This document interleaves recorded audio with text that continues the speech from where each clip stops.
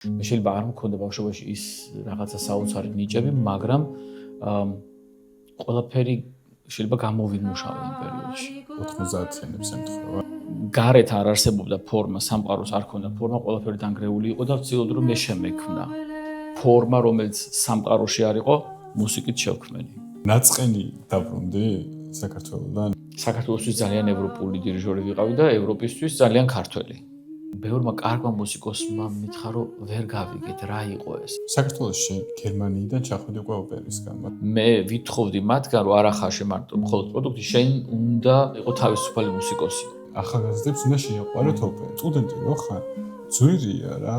კინოპატრიკის გამოცდილებას რო ვთქვათ რა. ყოველთვის იყო მასები აღფრთოვანებული. მისი გარემოცვა ამბობდა რომ ეს არის საოცრება, ესეთი რაღაც საოცრება არ მოგვისმენია. სკანდალი უნდა იყოს.